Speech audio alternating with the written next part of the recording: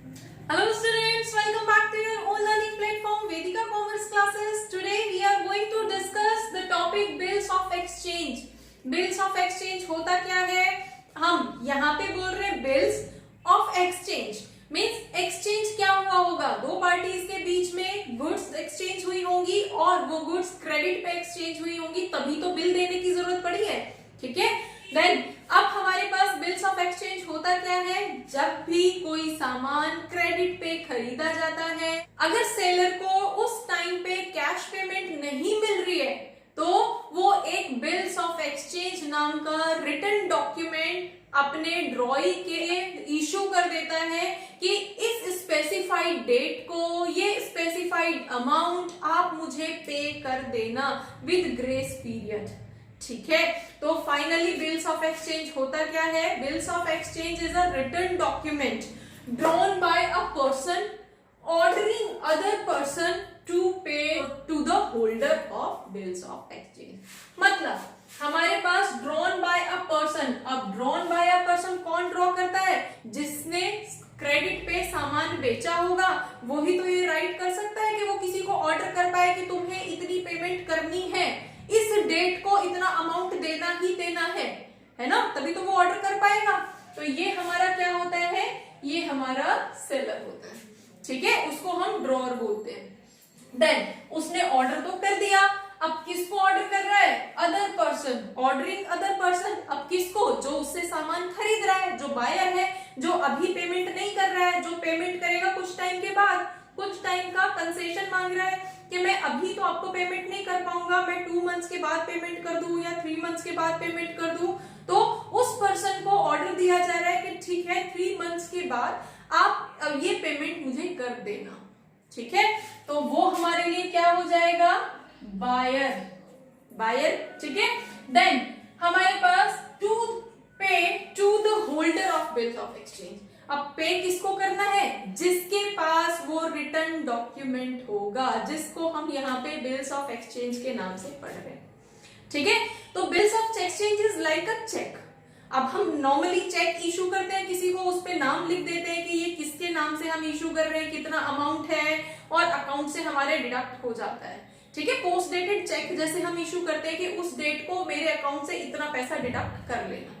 Same वैसे ही bills of exchange होता है. सेलर जब भी कोई सामान सेल करता है, क्रेडिट पे सेल कर रहा है, उसको अभी पैसे नहीं मिल रहे हैं, लेकिन जो बायर है वो गारंटी दे रहा है, वो रिटर्न में ये साइन करके दे रहा है, एक्सेप्ट कर रहा है कि इतने टाइम के बाद में, 2 मंथ्स के बाद में या 3 मंथ्स के बाद में मैं आपको ये पेमेंट लौटा दूंगा या ये पेमेंट कर दूंगा, और वो रिटर्न में साइन करके दे रहा है. ठीक है, अब एट लास्ट जिसके हाथ में वो साइन किया हुआ पेपर होगा, जिसको हम बिल्स ऑफ एक्सचेंज बोल रहे हैं, या चेक की फॉर्म में अगर हम बात कर रहे हैं, जिसके हाथ में वो चेक होगा उसी को तो लास्ट में पेमेंट करनी होगी.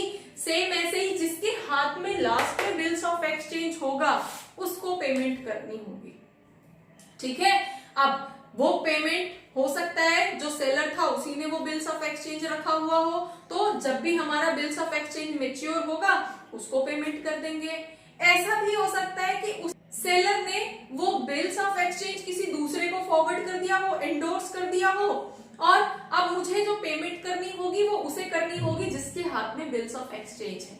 ठीक है, जिसके हाथ में वो रिटर्न डॉक्यूमेंट है. ठीक है, ऐसा भी हो सकता है कि उसने बैंक से एनकैश करा लिया हो, तो अब हमारी लायबिलिटी, जो बायर की लायबिलिटी है वो पैसा पे करने की, वो बैंक के टूवर्ड्स होती है. ठीक है ना. अब बिल्स ऑफ एक्सचेंज के कुछ फीचर्स होते हैं, जैसे कि हमारे पास रिटर्न ऑर्डर है. हम ये बोलते आ रहे हैं तब से कि ये हमेशा रिटर्न में लिखा हुआ ऑर्डर है कि इस डेट को आपको इतना पैसा मुझे पे करना है. ठीक है, next sign by the maker.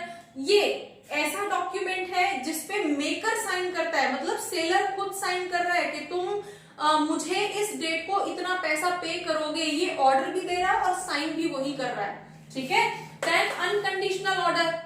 Unconditional order means कि कोई कंडीशन नहीं है कि आप ऐसे पे कर सकते हो या वैसे पे कर सकते हो. नहीं, you have to pay that much amount on that particular date any how.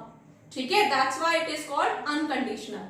Next is payable to the bearer. अब बियरर हम अभी डिस्कस किए, holder of the bills of exchange, जिसके हाथ में एट लास्ट वो बिल्स ऑफ एक्सचेंज होगा, उसी को लास्ट में पेमेंट की जाएगी। Next specified date, of course date उसी पे लिखी हुई होती है कि इस पर्टिकुलर डेट को ही आपको पे करना है। And then accepted by the drawee, और ड्रॉई कौन था हमारा, बायर, ठीक है। तो बायर ये एक्सेप्ट करता है कि मैं आपको इस स्पेसिफाइड डेट पे इस स्पेसिफाइड अमाउंट को पे करूंगा ही करूंगा, ठीक है। तो ये इसके कुछ फीचर्स हैं। नाउ अब बच्चे जो हैं ज्यादातर कंफ्यूज रहते हैं कि ड्रॉर कौन होता है, ड्रॉई कौन होता है, पेई कौन होता है। ये डिफरेंट डिफरेंट टाइप के नाम जो हैं इस चैप्टर के अंदर यूज किए जाते हैं। तो एक बार उनको पढ़ लेते हैं। First one is drawer. अब ड्रॉर कौन है, ड्रॉर वो बंदा है जो अपना सामान सेल कर रहा है और रिटर्न में साइन करके ये ऑर्डर भी दे रहा है कि तुम मुझे अभी पेमेंट नहीं कर रहे हो, ठीक है, लेकिन इस पर्टिकुलर डेट पे ये पर्टिकुलर अमाउंट तुम्हें मुझे पे करना ही है, ठीक है। वो बंदा ड्रॉर बोला जाता है। तो उसको हम क्या बोलते हैं, हमारा जो सेलर होगा वो हमारा यहाँ पे ड्रॉर बोला जाएगा।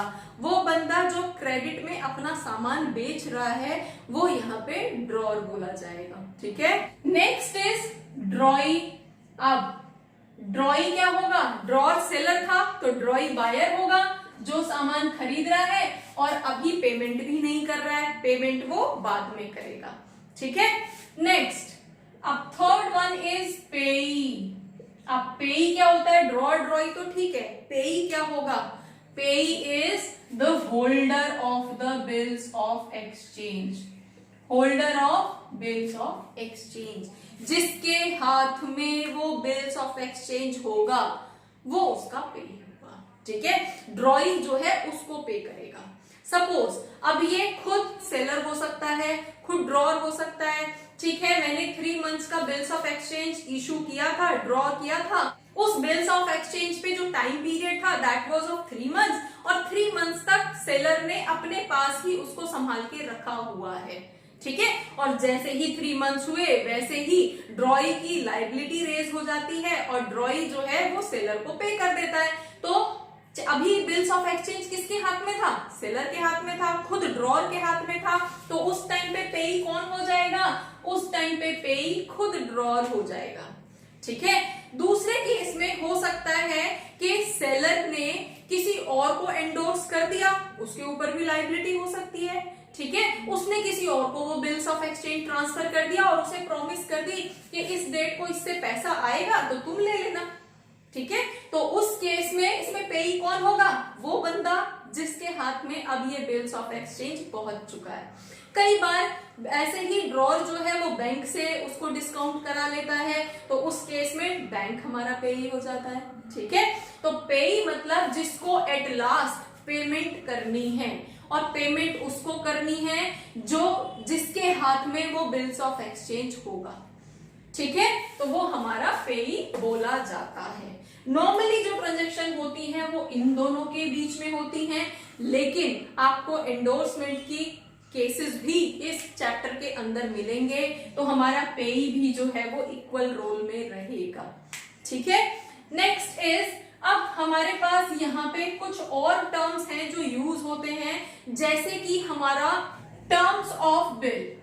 अब टर्म्स ऑफ बिल क्या होता है, terms of bill is just a period of bill, मतलब कितने टाइम पीरियड के लिए ये बिल जनरेट किया गया है, 3 मंथ्स के लिए, 2 मंथ्स के लिए, तो जितने भी पीरियड के लिए ये बिल जनरेट किया गया होगा उस टाइम पीरियड को हम टर्म्स ऑफ बिल बोलते हैं।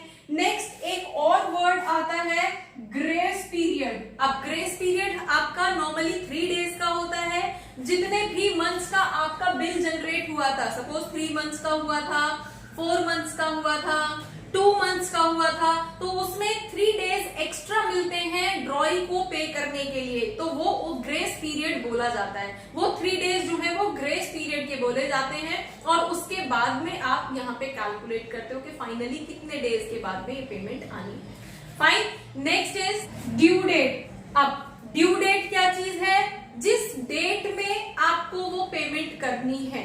लाइक हम एग्जाम्पल लेते हैं, एक हमने एक बिल ड्रॉ किया था 1 अप्रैल टू वट एवर, ठीक है, 1 अप्रैल को हमने बिल जनरेट किया था और हमने 2 मंथ्स का किया था, 2 मंथ्स का बिल हमने जनरेट किया था।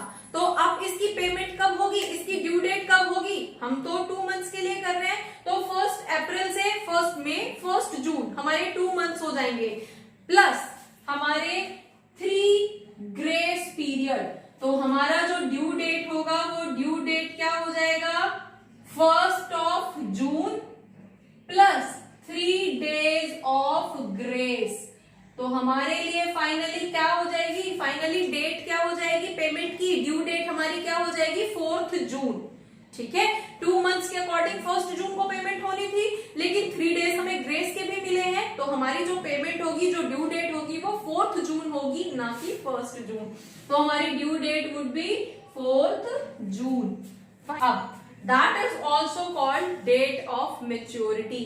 डेट ऑफ मेच्योरिटी मतलब फाइनली आपकी जो ड्यू डेट थी वो 1 जून थी, और उसमें जैसे ही आपने ग्रेस पीरियड प्लस कर दिए 3 डेज का, तो वो आपकी डेट ऑफ मेच्योरिटी होगी, और उस डेट ऑफ मेच्योरिटी को एनी हाउ ड्रॉई को या बायर को वो पेमेंट करनी ही करनी है। तो होपफुली बिल्स ऑफ एक्सचेंज में जो नॉर्मली टर्म्स यूज होते हैं, जो उसके फीचर्स होते हैं, ये समझ आया होगा। आगे हम इसी के कुछ न्यूमेरिकल्स करेंगे, जिससे कि आपकी जो डाउट्स हैं वो क्लियर हो जाएं। So keep watching, keep learning. Thank you.